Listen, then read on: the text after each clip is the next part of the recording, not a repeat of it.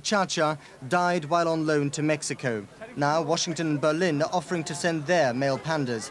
Ming Ming willing, it could be London Zoo's key to a brighter future.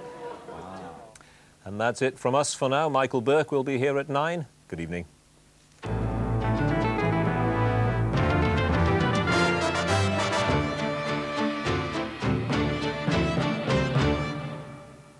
A very good evening to you. The settled weather continues. That area of high pressure is still with us, just out to the west of the British Isles. Showing up on this morning's satellite picture as clear skies just to the west. You can just about make out Ireland sticking out there. Now, there is quite a lot of clouds circulating around it to the north and then moving south again, but it is beginning to thin and break up as it moves down across the country.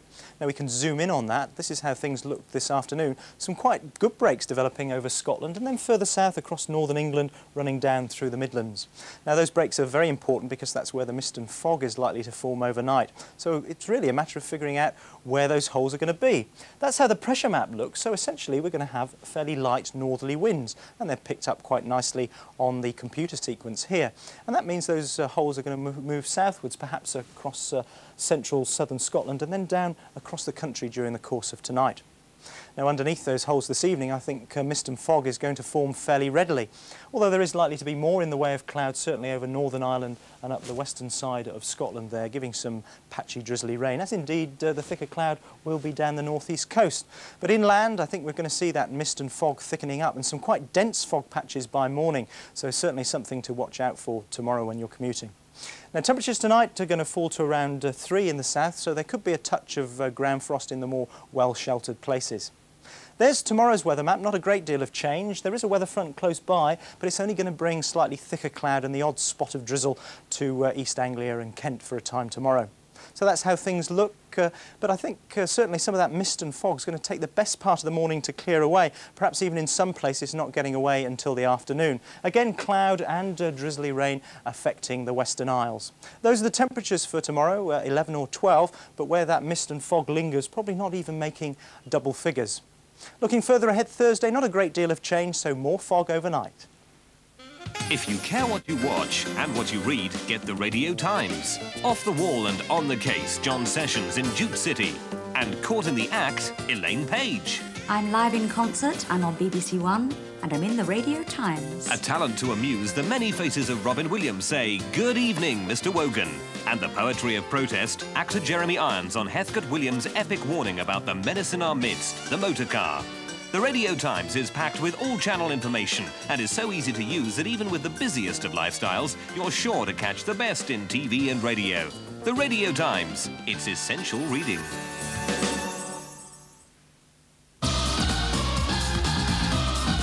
In venues all over Northern Ireland, late-night teenage dance raves are in full swing. But behind the enthusiasm of this latest cult lies the double shadow of drugs and paramilitary violence. Loyalists and Republicans are involved in pushing LSD and ecstasy, the drugs which play an important part in the rave culture. Already there have been several drug-related murders. This week's Spotlight reveals how the craze has been used to expand the criminal operations of certain terrorist groups. That's Dancing with Danger, this Wednesday on BBC1 at 7:30. Myalgic encephalomyelitis, or ME as it's commonly known, has often been referred to, perhaps somewhat unkindly, as yuppie flu. But to the sufferer of ME, it can mean a complete devastation of normal life. Breakout talks to a lady who's been a sufferer for 8 years and whose life has been destroyed, and the reviews of 2 doctors, both of whom have very differing ideas on treatment. That's Breakout on Radio Ulster now. Whilst here on BBC1, it's a sad day for Neighbours. I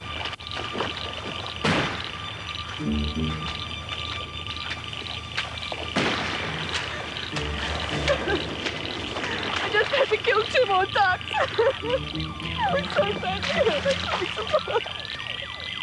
Looks like the police have arrived. Well, it's better late than never. Oh, this is not good for Kerry. It's not good for the baby. We shouldn't be here.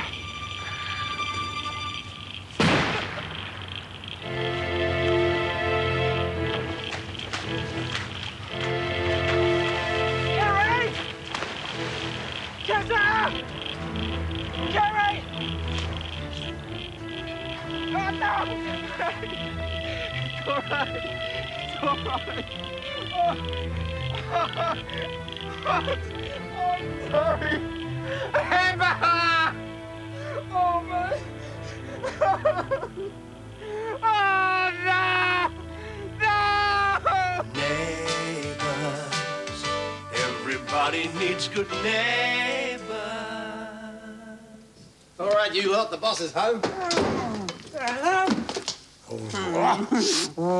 Coming home to this makes it all worthwhile. You two are setting me a bad example, you know. Oh, get out. 23 years married and